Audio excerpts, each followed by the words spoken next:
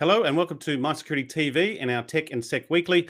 My name is Chris Cubbage and I'm the Executive Editor with MySecurity Media. And today we're going to be crossing to Canberra and looking at Canberra's hackerspace, analysis of InfoSect, researching with a passion. And I've been looking forward to this particular interview with Kylie McDevitt and Silvio Cesare, both InfoSec researchers.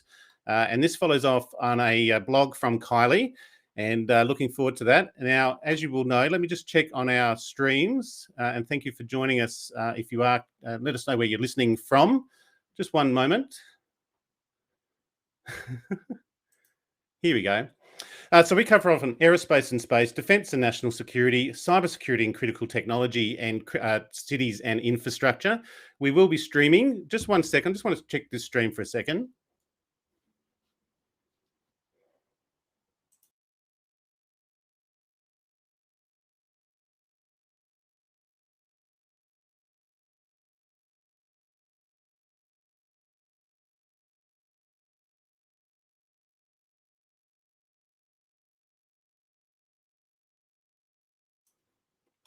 Looks like everything's working. Let us know where you're listening from, or if you are tuned in. Just want to double check this. I think we're definitely live on YouTube.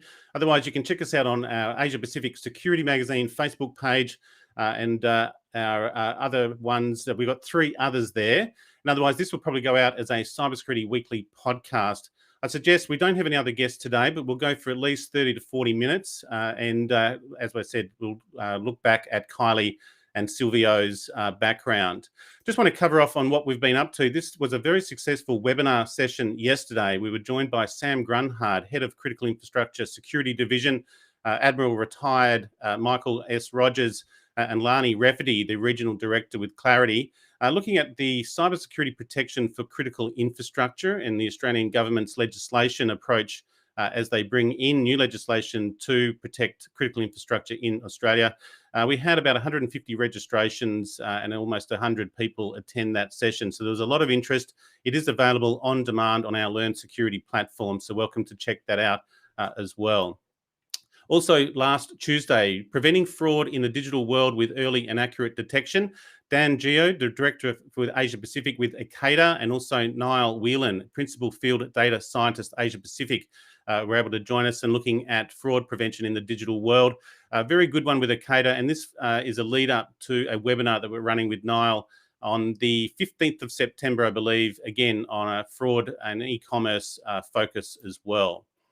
This, again, looking forward to this on Tuesday evening, 5 o'clock Singapore time, so it's 7 o'clock here in Sydney. We're going to be running the top 30 Women in Security ASEAN region, the virtual awards. There's just over 30 women being awarded and awarded here, with 27 partners from across the ASEAN region, the 10 nations of Southeast Asia. So again, welcome to tune in. That will be streamed on YouTube and on Facebook, and otherwise the participants will be tuned in on a Zoom webinar. Just want to highlight our latest editions, the ransomware war with the Cyber Risk Leaders magazine, and a focus on attacks on Bitcoin and the payment status there with the Australian Cybersecurity magazine. So please check that out on the MySecurity marketplace. Thank you very much to our sponsors for this series, Secure ID and RSA Business. And also, if you want to support the channel, welcome to check out our Cyber War series t-shirts, merchandise on MySecTV.shop as well. That's enough from me. And hope, like I said, sorry for the brief introduction as we went live. I wanted to make sure that this was live as I welcome Canberra's hackerspace, analysis of InfoSec, researching with a passion, Kylie McDevitt and Silvio Cesare. Kylie and Silvio, thank you very much for joining us. Hello. Yeah, thanks very much. Thank you. And like I said, welcome to throw in any questions and say good day to Kylie and Silvio. Kylie, this follows off on a really interesting blog post that you wrote. You two are on a new journey in business there in Canberra. It's not kind of new. You've been sort of building this up for a couple of years as well. But yeah, maybe introduce us to InfoSect and then we'll just dive into a general discussion. Awesome. Well, I guess, yeah, so the blog post I sort of wrote about my first 6 months at InfoSect. So I quit my full-time job in January and decided to come on full-time at InfoSect, which has been a change for me, a really great journey. And I just wanted to share that with other people and maybe motivate other people to look at, pushing themselves out of their comfort zone and doing something different. In terms of what InfoSect is, so for us, we've had the space for about, I think we bought it early 2017, so we've had about 4 years. It's definitely a space that we open a lot to the public, run different events to sort of upskill people in cybersecurity, and we want to collaborate and work with people. There's sort of 3 parts to InfoSect. There's our community part where we do invite people in, we do different sort of events, we do Silvio will probably correct me if I miss something, but we do things such as software-defined radio events. We do hardware hacking, and even Silvio just runs a social event once a week as well. And then we have our training, which is sort of that professional paid training that we offer to people, and we also have our consulting that we do as well. Yeah. Well, Silvio, maybe to you as well. I think in the blog it was 2017, and you're the former Director of Education at the Cybersecurity Centre with the University of New South Wales. So it's one of those things of taking it from a sort of a academic approach and then out there on your own. You can do your own research as well. Is that what you were looking for? Maybe your sort of background and journey into this as well, and then you've pulled Kylie from her government job, and she couldn't resist. So yeah, maybe how you've been motivated to get this going as well. Yeah, look, I have a bit of a mixed background in industry and also academia. Immediately before going full-time at InfoSect about 3 years ago, I was, as you said, the Director of Education and Training at UNSW Canberra. Previously, it was called the Australian Centre for Cybersecurity, previous to that name. But that was a great experience. I do have a bit of a love-hate affair with academia. I can't help but keep my toe in the academic door a little bit.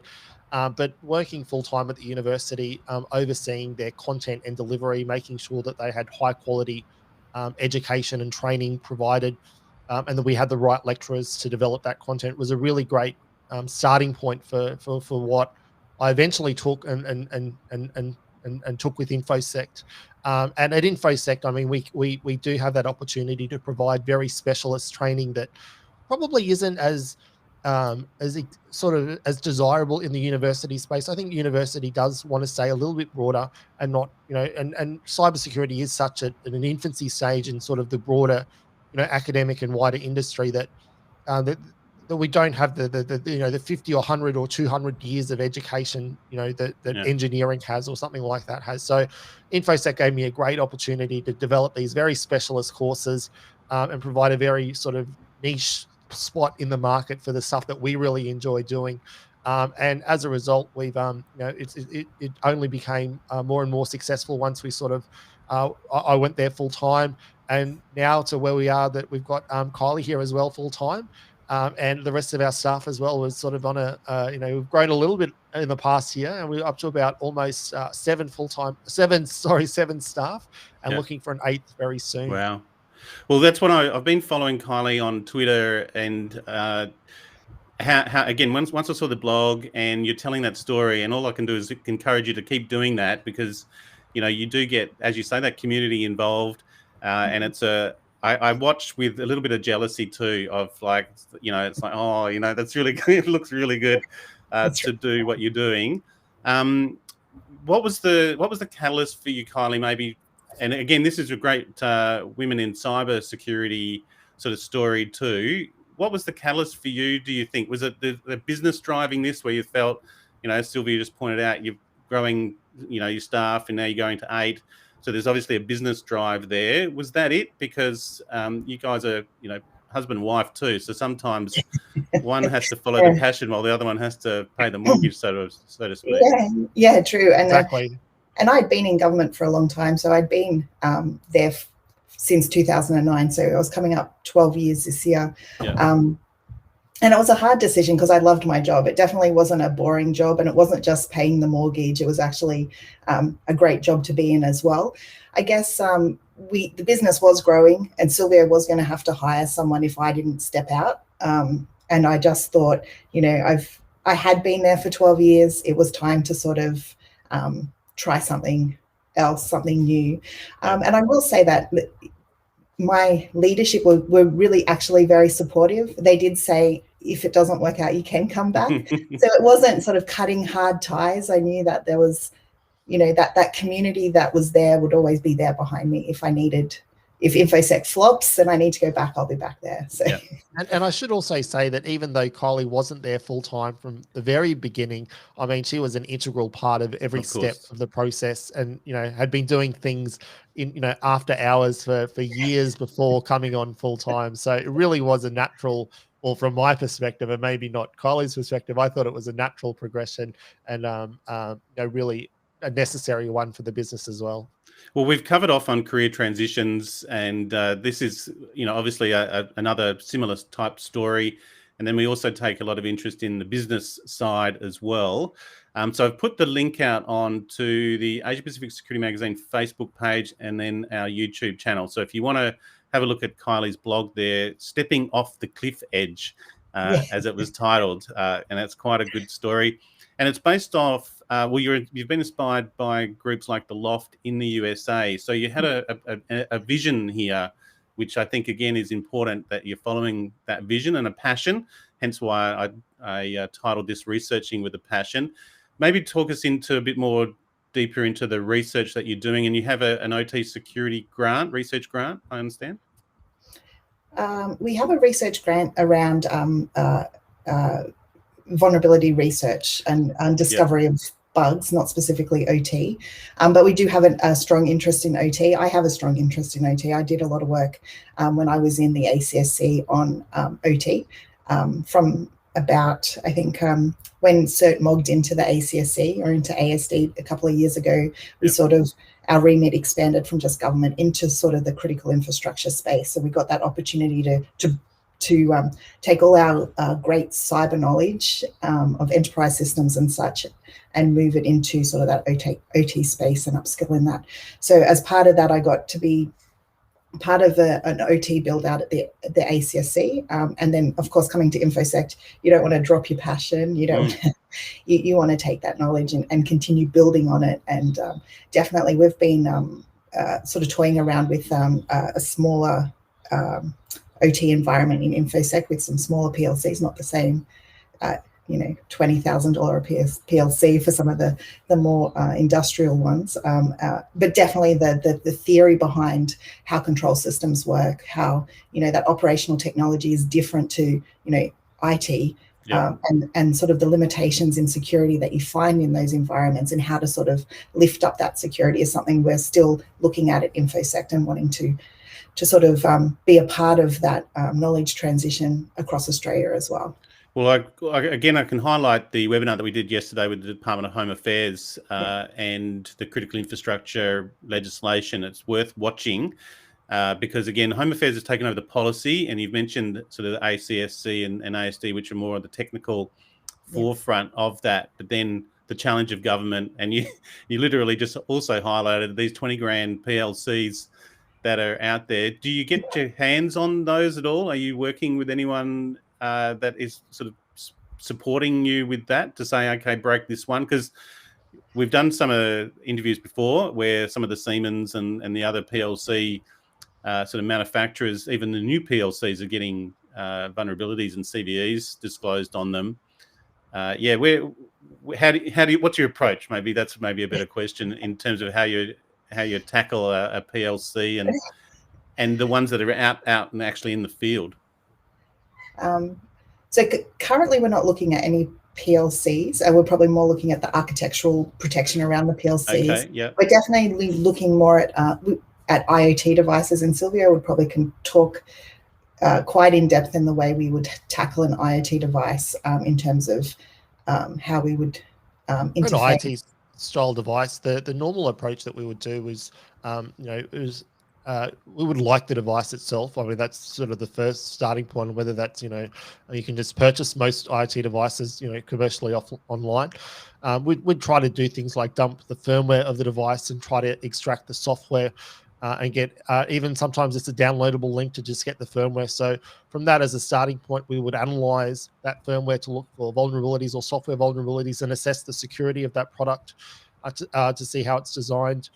And then if we wanted, if we needed to, we'll develop an exploit and then, provide mitigations and security controls around that. But basically our approach is to get the firmware, analyze it for software vulnerabilities, and then ideally, if it's needed, we'll write an exploit and provide mitigation and remediation advice as well. Nice. What type of tools do you use on the analysis of the vulnerability? Is it off-the-shelf type stuff as well, or have you got some unique ones that you've We have created? some unique ones. So, for example, for the physically interfacing with the device, maybe for firmware acquisition or interacting with the device to sort of gain debug access, we have some hardware that we've custom built at InfoSect. We have a tool called the bus side, which is a little hardware board that interacts with and interfaces with particular embedded devices, and especially IoT as well. So that's a really great tool to doing things like firmware acquisition and firmware dumping, and also gaining debug and serial console access to the device. We also have a research grant looking at vulnerability research to try to find bugs in source code. So that's something that else we use as well for these types of things. If we have a consulting engagement or something like that, we might use a variety of these tools depending on what the engagement requires. Who do you find your clients are on the consulting side? Are they the operators themselves, or is it from the auditing or consulting side, like the other consultants using specialists like you as well? We have a mix of customers, I suppose. Really, it's sort of the broad spectrum of the industry sort of is our customer base. So we'll have small shops, we'll have large shops, we'll have private and public, and every customer has their own unique needs. But there's also a lot of overlap. A lot of customers, want the same thing, which is to secure their environment and to have, security in products and software and devices and so forth. So even though we have a broad customer base, the needs of customers is actually, there is a lot of commonality in between that as well. Yeah. And I suppose the key question is how successful are you on your vulnerability, particularly say on firmware and firmware upgrades? How successful are you in finding CVEs, I suppose, or exploits?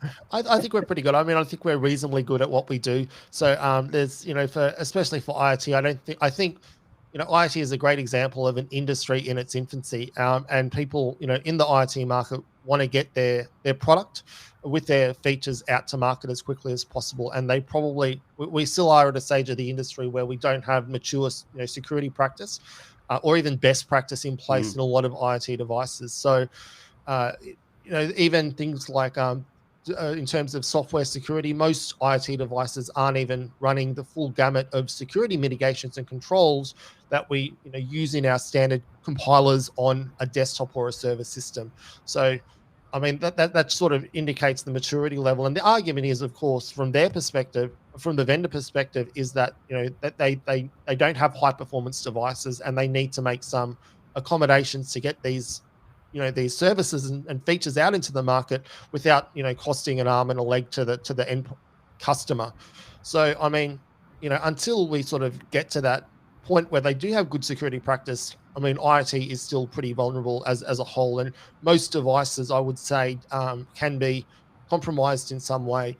Kylie actually at the ACSC did a lot of work on IoT as well. Did you want to talk about your work with IoT? Yeah, I was going to pass to Kylie, and you mentioned IoT security is a passion of yours. Yeah. I suppose that's a similar question of how successful you are when you look at a new device or an Internet of Things, anything connected, basically.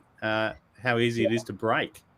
Yeah, so when I was at the ACSC, my team, or the team that I led, we worked with Home Affairs on the IoT code of practice, the 13 principles for hardening IoT devices. We also released a suite of products around that that was sort of around best practice for vendors, and the way we sort of fed the technical knowledge into those products was to get a bunch of IoT devices and actually look at what had been done and what was weak in those devices, and then compiling it all together and creating the product. So lots of experience with pulling apart IoT and testing them for vulnerabilities in order to sort of lift that security. And that's really what we want to do is, we want people to be able to use these things in their networks, but we want it to be secure. So we don't want it to be a foothold for someone else to come into a network and do malicious things. Well, that's OT and IoT. How, with that knowledge, how confident or are you in the infrastructure side of things on that, say, the critical infrastructure, and maybe your views on where the government is in terms of the new legislation and sort of some of the policy direction? Do you have views that you don't have to disclose them, but if you've got comments or observations, is it a good thing? The general landscape. Yeah, I guess so. We come from a technical background, and I've seen a lot of thought leaders throughout the industry often say that policy and techs need to work together, and 100% I agree with that. The policy people need that tech feed, and the techs need the policy to support them as well. Yep. In terms of the critical infrastructure bill that everyone's discussing, my personal opinion is I think it's good. I think that we need that in Australia to lift our critical infrastructure. And there are people that are worried. Definitely, there are people that are concerned about. Like you said, 9 sectors are covered by this. Is the government getting its hands on too much? I think, as citizens, we want these critical services to continue. And I think, allowing the government to assist and work closely with critical infrastructure providers is what it's about. It's not about controlling them or beating them down. It's more that collaboration and, working together. Yeah. And Silvio, your thoughts again from a policy direction, maybe? Yeah, look, I think it's been well acknowledged that industry has been lagging in security in this area for some years. So, that's a well-established view that most security practitioners in the space have, and there needed to be some sort of circuit breaker for that. How do you get industry, to get to the standard required where we feel confident that there isn't going to be some sort of, black swan event, next week or next year. So, Yep. This is a clear way that we can actually sort of have controls over what industry hasn't completely solved on its own. So, if everyone in industry was enormously capable and had this solved already, then there wouldn't need to be this legislation. So I think this legislation is necessary. And hopefully, like in the future, industry does, hit those lofty ideals of being a very secure environment. But I just don't think we're there yet. So we needed something to accommodate for that. My view is it's taken a little bit too long. This should have been they've avoided it for as long as they could, but eventually. So that was the takeaway from yesterday, is that it is needed. And the other thing is critical infrastructure and all of these IoT, the manufacturers, all of this has major implications for national security and our sort of interdependent systems. But government's just there watching. They can't let all of that sit there vulnerable. Yep. They have to move on it, and so it is a challenge for them. And again, we heard from Mike in terms of how the US is doing this. So this is a sort of a global trend that we're dealing with. Maybe any takeaways, I suppose, from the backgrounds and career development that you've had to where you've got to now, sort of just moving to that area of any advice that you have to people to make that leap, as you say, stepping off the cliff edge. Any advice that you've got? You've built careers first in certain disciplines and then moved off, but how are you finding the business? Running a business is completely different from having a job. Yeah, it's super different. It's and it's probably nothing I could have prepared myself for. It's very different to what I thought it was going to be. I sort of had in my mind freedoms and all sorts of good things, lazing around all day in the backyard. But I would say that like everything in life that's worthwhile is going to be slightly risky. And I think I would encourage other people to put themselves out of their comfort zone. and try new things. It's sort of by trying new things that we grow as people and grow as professionals. So yeah, I mean, it's different, but I'm loving it. It's really good fun, and it's very different to the last 12 years. Yeah, absolutely. And maybe also for women in security as well. I mentioned we've got the Women Security ASEAN Awards next week as well. But yeah, any advice there, or again, observations getting better? Okay, I mean, yeah. I think definitely things are improving, I guess. So I was at uni in the 90s. Not that security was a big thing. I was engineering and IT, but definitely everything is improving. But I still think we have a long way to go. I think things like the awards are fantastic for highlighting the great work women are doing out in the industry. Yeah. But yeah, I mean, it's a road that we're on, and hopefully it will improve over more time. It's a long-term sort of approach that we have to keep support. And Silvia, maybe from the business side, being in Canberra, and technically, you guys are still a startup. How have you found the support for a new business and cybersecurity business there? Sounds like you're growing, and you're doing good work. But anything there from the business perspective that you found? Well, I think a good example of like our thoughts before and afterwards come from the conference that we run, B-Sides Canberra. And when we sort of initiated B-Sides Canberra, we thought to ourselves, is anyone actually going to attend a conference in Canberra? Is the Canberra computer security large enough that we are going to have delegates come to the conference? And now we, are the biggest sort of hacker conference in Australia. We had 2,600 people attend this year, and a significant portion of those are from Canberra. So, I mean, maybe it's not the best kept secret anymore. Maybe a lot of people know this, but the Canberra computer security it's quite large. I mean, every organization in Canberra is going to have some sort of security team. A lot of organizations are headquartered in Canberra as well. So the Canberra community, computer community is really good and really good. And so we have a lot of events as well outside of B-Sides Canberra. We have the C-Sides monthly meetups. There's a number of other meetups in Canberra, like Sec Talks, and even OWASP occasionally runs stuff as well, and ASA do stuff as well here also. So there's a lot of events that you can interact with other people in the community, and it's growing sort of bigger every year. Now when I go to a conference in other cities, they'll be like, oh, this is the Canberra community that's come to these conferences, and you'll see them at conferences. Whereas, maybe a decade ago, it was a lot more closed and a lot more, warded off from the rest of Australia. And I think, that insight into the Canberra community is applied to InfoSect as well. I mean, we have a great base of customers here in Canberra, but Australia in general as well has a growing, security industry. You look at organizations like AusCyber reporting on, where Australia is and where it's been and where it's going. And cybersecurity is, for my entire career, it's just been on an upward trajectory, and that there's no sign of that slowing down. You're going to run out of work.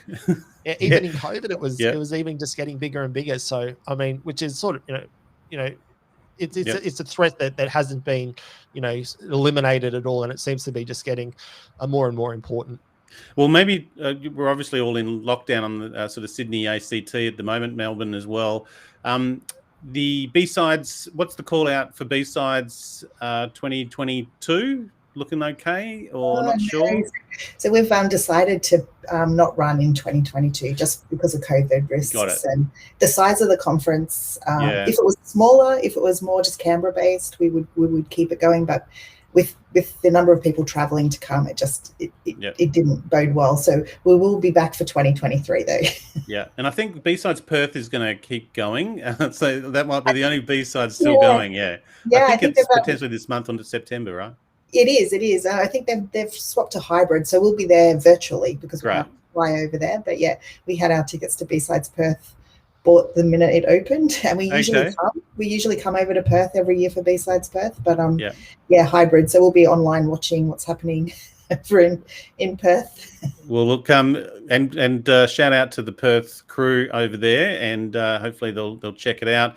But and I'll put their dates on. I'll do a bit of background and see when that B-Sides Perth is on.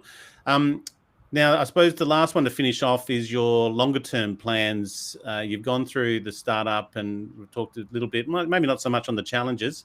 What have been some of the key challenges you've been up against? You're running a family. I saw a tail in the background there. You've got pets there as well. My dog, yeah. So other than just running a family, what are some of the key challenges that you've faced, and maybe also some of the longer term plans you've got? We were talking about this morning, actually, our challenges, because we don't have a lot, I guess. I think Good. because we're doing what we love. We're pretty happy, but I guess maybe the challenge is the amount of work, and that scaling quickly is a bit trickier than we would anticipate, and maybe that, like, for me, what I've noticed, you know, in the government, I got to be very specialized in what I did. I was very hands-on. I was a tech director, so I was pretty happy with that role. As I've moved into business, I've become broader, and that upskilling in terms of talking to customers, or you know, engaging and probably being more public is a bit harder for me as well, which I think I told you about before coming on the interview, that, like, not 100% open on what I've done for the last 12 years. You've still got the government in the background going, don't say anything, don't say anything. That's right. Yeah, but those are all challenges that have been fun to tackle and overcome and move on with. Silvio, what do you think? Yeah, just to reiterate that the broadness, I mean, as a specialist in a certain role in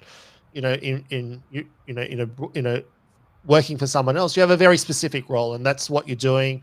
And, maybe you extend and you talk to different groups and you interact, but as a business owner, I mean, you are solely responsible for absolutely everything that happens underneath you. So, I mean, if there's, if there's infrastructure that needs fixing, if there's a toilet that needs cleaned, ultimately you are the person responsible for it. So, yeah. I mean, and whether that's delegating to someone else or finding an appropriate solution or doing the work yourself, I mean, ultimately the buck comes down to you. And I think that's, that in all leadership roles, I think taking on that responsibility and ownership of what happens is an important part. And as a business owner, you can't escape that. It's also the rewarding part, though, isn't it? It's I call it a working lifestyle, where it is just part of your life. It's not a job that you can switch off on. And holidays, there is no holiday, as you say. And the longer term plans, how are you going to manage the growth as well? Are you going to just take it on, or are you working to a strategy, or because you're following a passion at the moment, that's okay. But then, you might be creating a monster here. Yeah, that's right. Yeah. And passion can only take you so far. I guess you need that sort of that strategy and those plans and the vision for where the business will go from here. And I guess as we're sort of growing, we're working towards that, and we're sort of building that up. So Silvio, did you? We haven't reached our natural plateau yet in terms of company size. So we do plan for some growth, and we've certainly had strategic conversations about where we see ourselves, in a few years' time. But we do see ourselves as growing bigger. But we don't want to grow bigger for the arbitrary purpose of growing bigger. We don't want to follow the trajectory of a startup from going from accelerating as quickly as possible to get as many customers as possible, and start getting revenue as and increasing as in certain styles and percentages.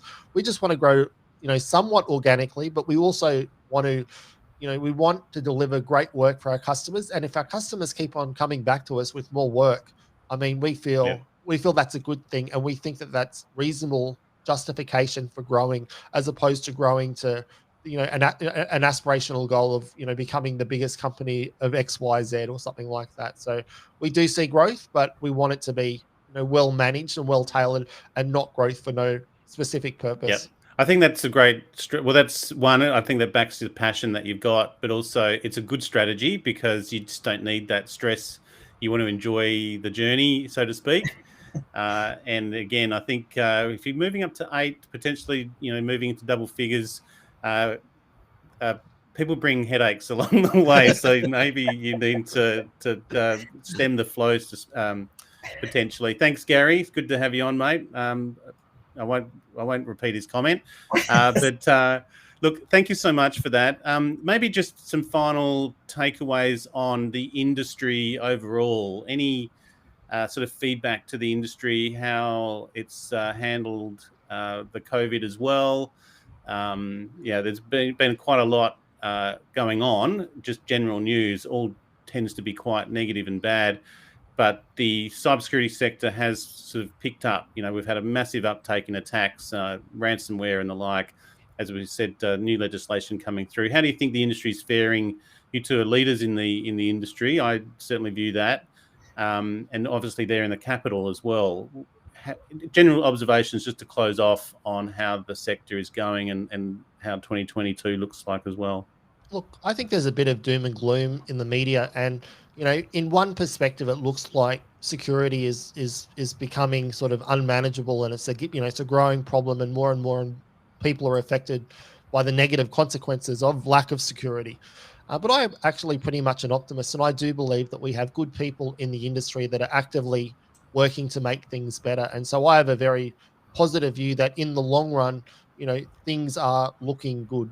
Regardless of the ups and downs that are occurring on a day-to-day basis, I think in the long term things are are positive, and certainly from some aspects of the world, there's tangible measurements of improvement. I mean, in terms of, for example, desktop security from your Windows operating systems. The security has improved massively over the past 15 or 20 years, and even though we seem to be getting more and more attacks, it's becoming harder for some of these attackers to actually attack things. So in some senses there is objective improvement, but the scale of it is just growing massively, so it seems a little bit like doom and gloom, but ultimately a positive outcome, I think, in the in that future that we all share. And Kylie, maybe from you is and the career opportunities that this has as well, do you think? Yeah, absolutely. I think what I've noticed most about the industry is how big it's growing. It's just it's a boom industry. Everyone's sort of moving into it. I think I mentioned to Silvio this morning, I think I went to 3 ACSC openings in my career. Each one getting, the ACSC is getting bigger and bigger. So we sort of started at the basement of ASD, went into the BCB, and now in Brindabella Park with Home Affairs. So definitely just this growth. And I guess when an industry grows this quickly, there's always going to be that sort of growing pains where you have new people coming in. And I guess that's where companies like InfoSect can fill in that knowledge gap of people joining into cybersecurity and help uplift the people that are joining the industry quickly to fill in the need that's there. Yeah, I think that's a really good point. It is a good indicator when you see businesses like yourselves sort of sprouting out, so to speak, and also doing some quality work as well. So, look, thank you so much, Kylie and Silvio. That was really the intention of me reaching out to you and bringing you on and having a chat. And you can see from some of the feedback that we've got on the LinkedIn crew, they do appreciate that. And it's good to get that positive message across, even though it's quite gloomy today across the world.